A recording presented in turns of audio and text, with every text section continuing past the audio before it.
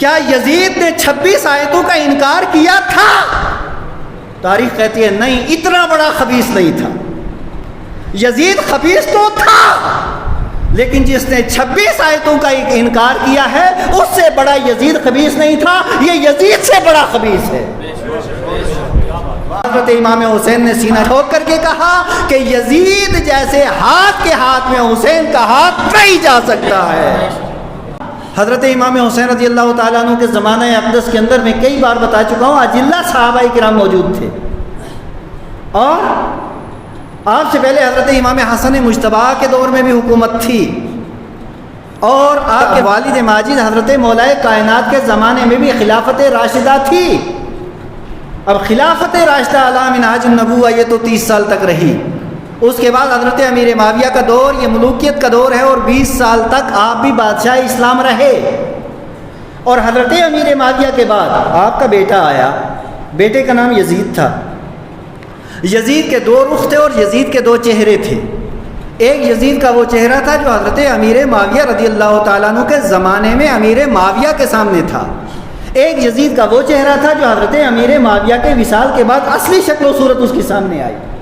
اب یزید جب تخت کے اوپر بیٹھا تو سب سے پہلے یزید نے کہا کہ عبداللہ ابن عمر سے بیعت لینی ہے، عبد الرحمن ابن ابی بکر سے بیعت لینی ہے، عبداللہ ابن زبیر سے بیعت لینی ہے، اور حسین بن علی سے بیعت لینی ہے، اور عبداللہ ابن عباس سے بیعت لینی ہے۔ یعنی باقی تو سارے کے سارے لوگ کر لیں گے، لیکن جن رگوں میں عباس کا خون ہوگا وہ اتنی جلدی ماننے والا نہیں ہے، جن رگوں میں حضرت ابو بکر کا خون ہوگا وہ بھی جلدی جلدی ماننے والا نہیں ہے، جن رگوں میں عمر کا خون ہوگا وہ بھی جلدی جلدی ماننے والا نہیں ہے، حضرت زبیر بن عوام کا خون جن رگوں کے اندر ہوگا وہ بھی جلدی جلدی ماننے والا نہیں ہے۔ یعنی یزید نے سب سے پہلے یہ چاہا کہ اگر حسین مان گئے تو دنیا مان جائے گی، عبداللہ ابن عمر مان گئے تو دنیا مان جائے گی، عبداللہ ابن عباس مان گئے تو دنیا مان جائے گی۔ اب یزید نے یہ کہا کہ ان سب سے بیعت لینا ہے، اور ساری دنیا کے جتنے بھی عالم اسلام کے اس زمانے کے لوگ تھے تقریباً سب نے بیعت کر لی تھی، اور یہ سارے کے سارے شیر اسلام یہ مدینہ منورہ کے اندر رہتے تھے،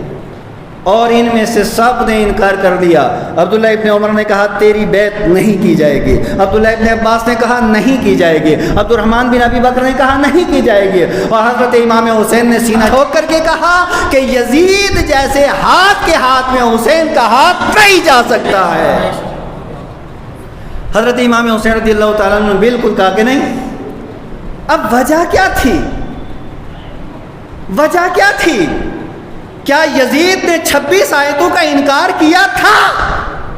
تاریخ کہتی ہے نہیں، اتنا بڑا خبیث نہیں تھا۔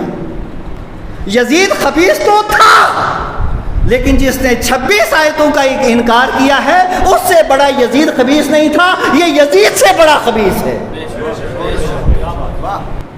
اور یزید خبیث ضرور تھا، لیکن اگر میں خبیثوں کی لسٹیں گناؤں تو یزید خبیث تھا، لیکن اس سے بڑے بڑے خبیث ہمارے ملک کے اندر بھی موجود ہیں، اور تخت کے اوپر بیٹھنے والے بھی موجود ہیں، لیکن بڑی آسانی سے لوگ ان کو مان لیتے ہیں، بڑی آسانی سے لوگ مان لیتے ہیں۔ اللہ کی عزت کی قسم، حسین کی یاد رونے دھونے کے لیے نہیں ہے، اللہ کی عزت کی قسم حسین کی یاد، حسین کا سبق یہ نہیں ہے کہ ہم بازاروں میں جا کر کے حسین کی مظلومیت ظاہر کریں۔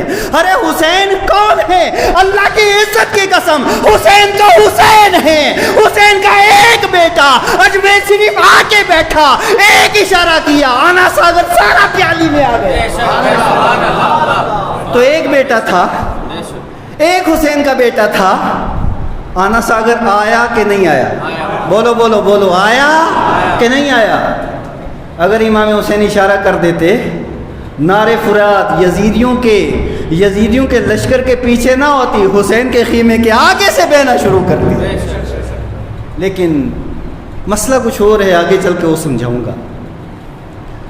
حضرت امام حسین رضی اللہ تعالیٰ عنہ کو مجبور ظاہر کرنا نہیں ہو تو کچھ کر نہیں سکتے، نہیں کیسے نہیں کر سکتے؟ اللہ کے پیارے محبوب نے فرمایا الحسن والحسین سیدا شباب اہل الجنہ، جنتی جوانوں کا سردار اللہ نے حسن و حسین کو بنایا ہے۔ امام حسن و حسین روحانیت کے تاجدار اور بادشاہ کا نام ہے۔ اب ایک روحانیت اللہ تعالیٰ جسے عطا کرتا ہے اس کی کتنی طاقت اور کتنا پاور اور کتنی قوت ہوتی ہے، اس کی مثالیں دوں گا، بہت ٹائم گزر جائے گا۔ اب اس زمانے کے اندر یزید کا کیریکٹر کیا تھا؟